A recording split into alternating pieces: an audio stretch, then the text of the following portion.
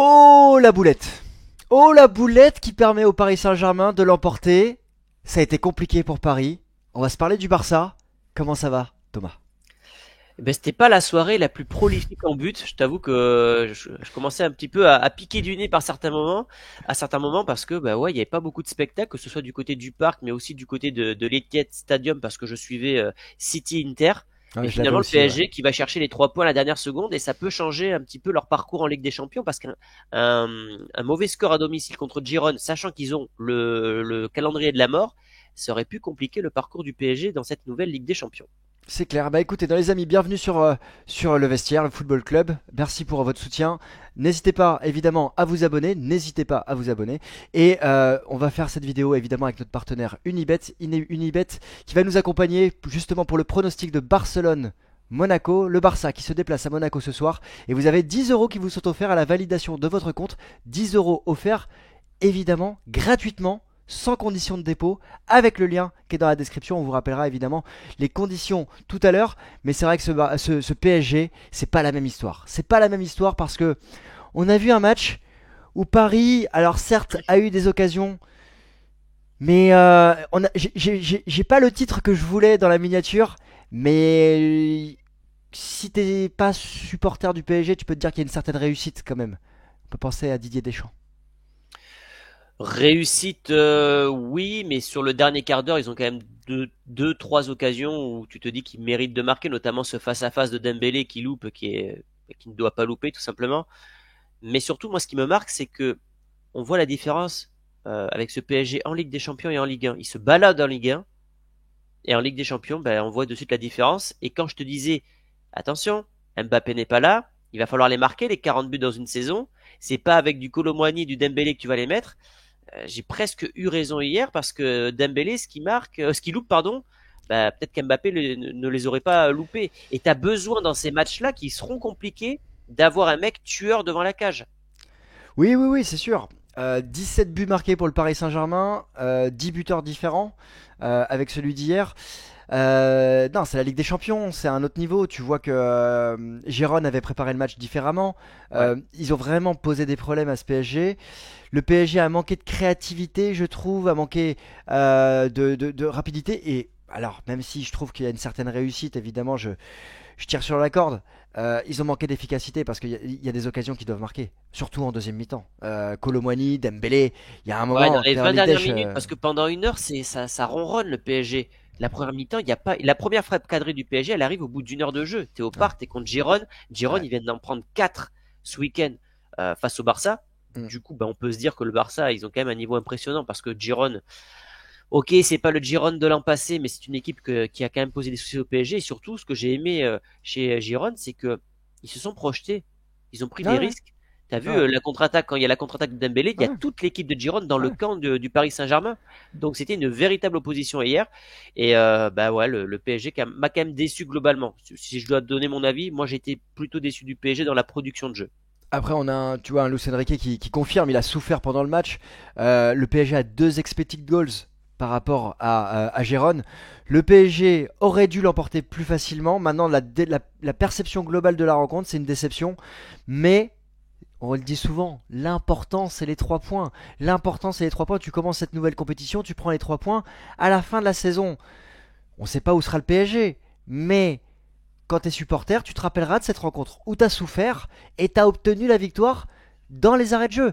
Et ça peut souder un groupe parce que tu peux te dire au fur et à mesure, eh les gars, on sait qu'on est en capacité de pouvoir gagner ce match, on va tenir jusqu'au bout et on va aller marquer ce but. Ouais, Maintenant, il y a deux clés de lecture, c'est que oui, on peut être soulagé, mais on peut pas être heureux ce matin quand tu es supporter du PSG, parce que non. quand tu reçois Giron, qui fait partie des équipes abordables dans le calendrier du PSG, tu dois t'imposer plus facilement. Et l'autre clé de lecture, c'est se dire, bah attends, quand tu vas rencontrer le Bayern de Je compagnie qui est partage. en Ouais, forme, ouais. quand tu vas rencontrer Arsenal, Arsenal, c'est Arsenal qui le est dans 15 meilleure jours. défense d'Europe, meilleure Ouais, non défense mais d'Europe.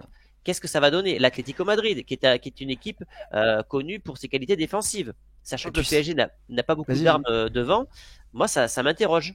Alors, on est à un mois de la fenêtre qui semble la plus compliquée. On l'avait étudié dans la vidéo Mm. spécifique analyse du PSG. On est à un mois encore de cette fenêtre où le PSG va affronter. sur 4 matchs, dont 3 à domicile, Eindhoven, déplacement à Marseille, réception de Lens et réception de l'Atlético de Madrid. Ouais, Ces 4 matchs, quand tu es aujourd'hui, tu les vois dans un mois, tu te dis attention, attention, ça peut vriller quand même, parce que ça dépend du résultat évidemment que tu vas avoir contre Arsenal, mais sur la prestation d'hier, on va voir ce que fait faire Arsenal ce soir contre Bergame. Sur la prestation d'hier, tu peux être en point d'interrogation sur cette fenêtre de 4 matchs en 10 jours. ouais. Bon, Eindhoven, je pense que ça va le faire. Ils en ont pris 3 du côté de la Juve. Arsenal, ils ont quand même perdu Odegaard, c'est leur maître à jouer. Donc ça, c'est quand même une très bonne nouvelle pour les supporters du Paris Saint-Germain. Mais Arsenal, défensivement, c'est très très costaud. Calafiori, Saliba, l'Atlético Madrid, c'est costaud. Le Bayern ensuite, bah t'as vu comment ils attaquent avec compagnie. Visiblement, Ouais. c'est l'attaque à tout va. Donc ça sera spectaculaire également. Salzbourg, ça semble abordable, ils en ont pris 3 hier Ouais. contre le Sparta Prague, Puis surprenant après, d'ailleurs. t'as la réception de City aussi, qui sera pas Alors, évidente. voilà, On va loin, moi, mais ouais, on voit loin, mais on sait que ce match-là, c'est un match clé. Pourquoi? Parce qu'on est en janvier.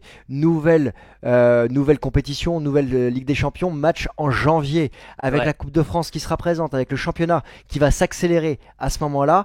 Avant dernière journée, on verra où sera le PSG dans ce classement. Mais c'est vrai que c'est un match clé, évidemment, pour la suite. Parce qu'on nous a vendu l'histoire.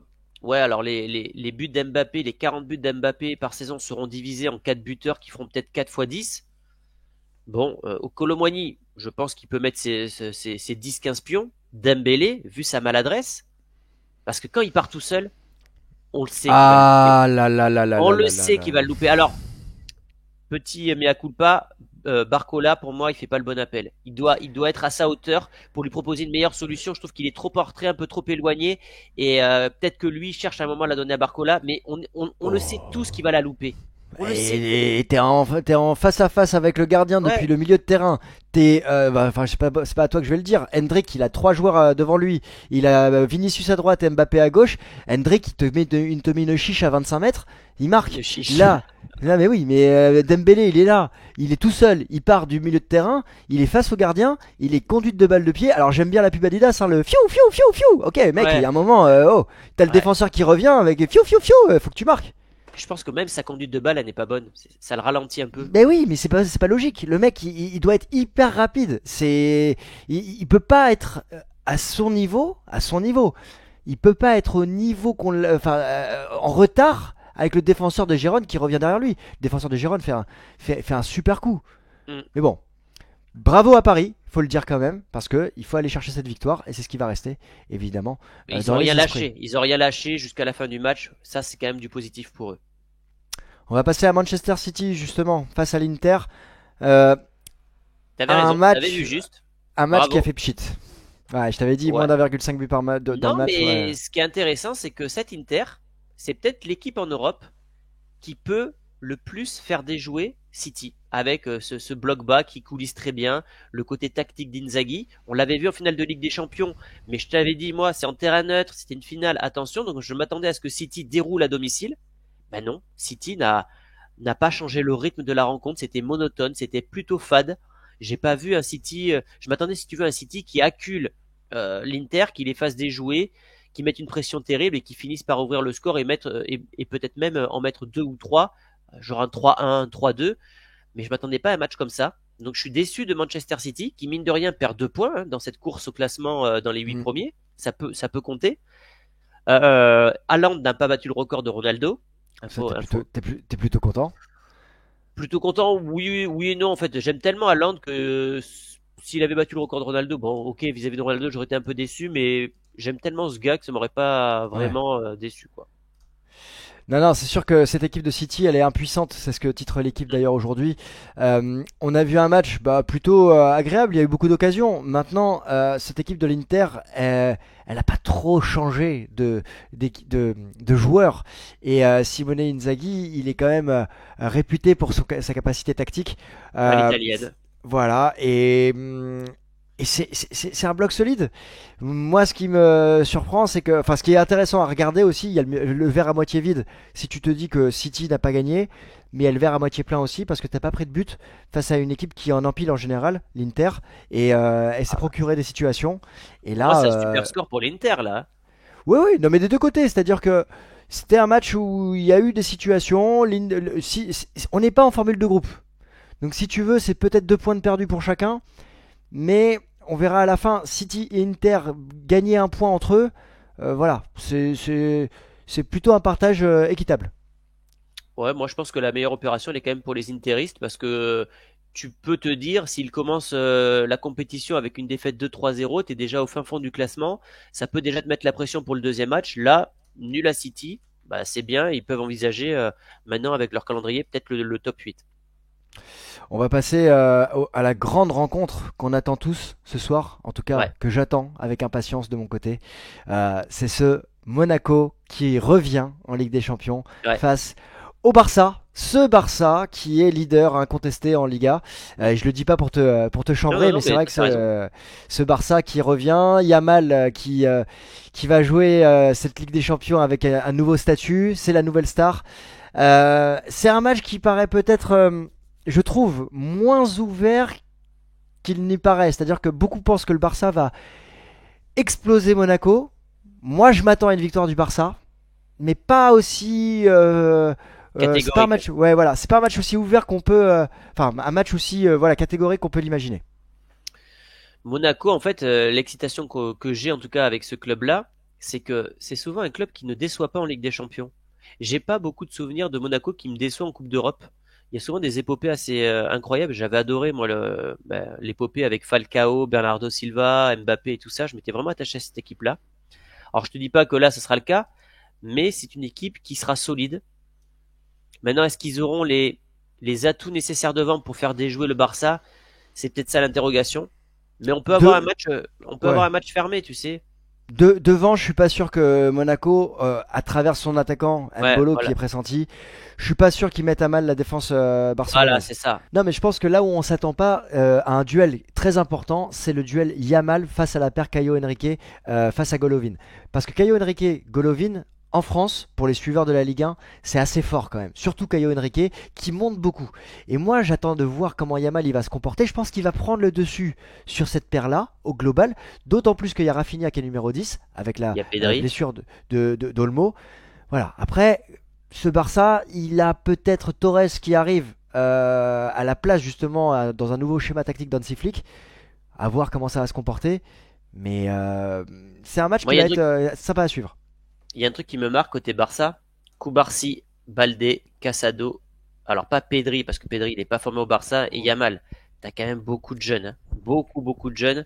Allez, on peut dire que Pedri, si on met Pedri, ça fait 5 joueurs, quoi.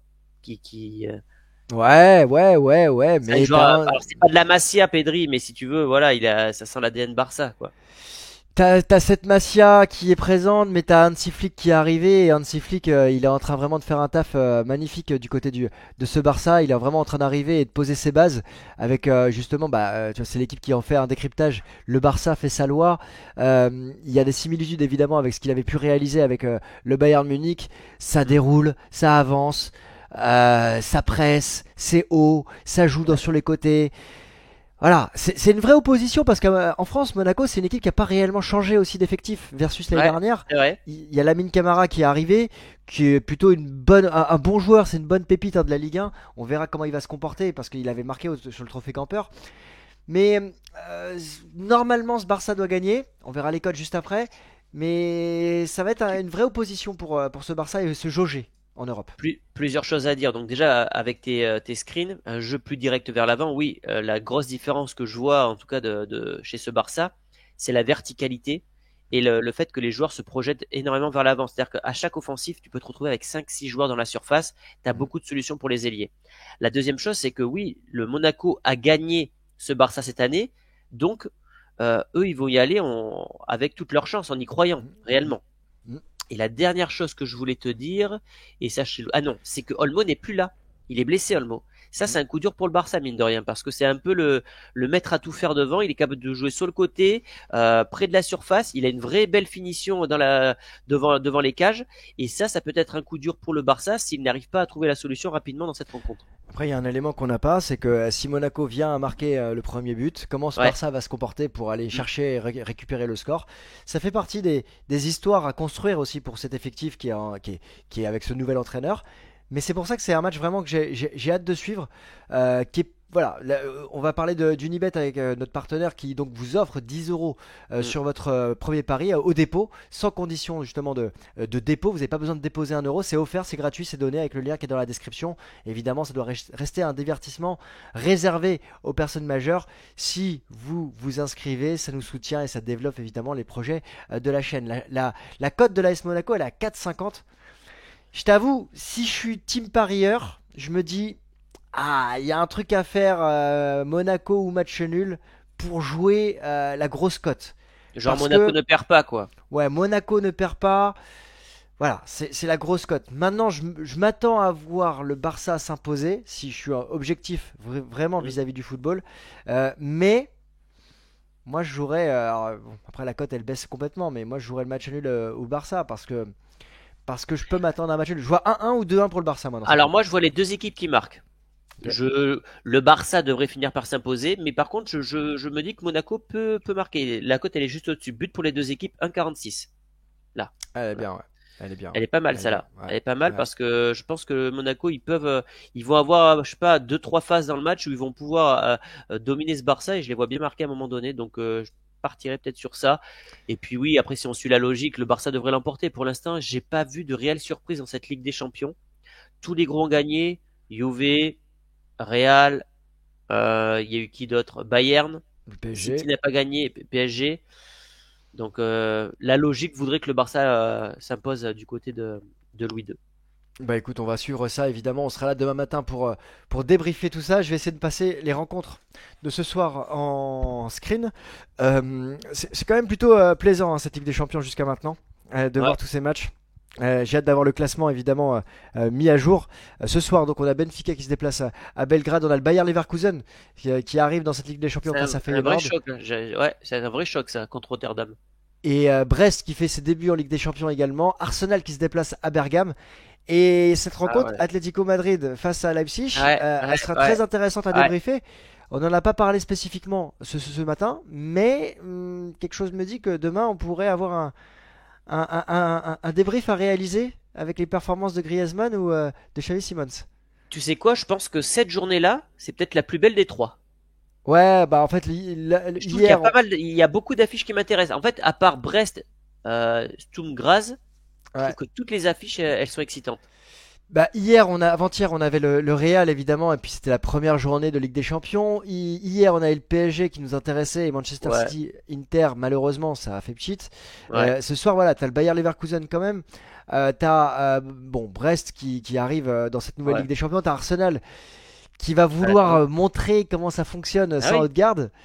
Atlético, le Barça, ouais, c'est hypant, ouais. ouais.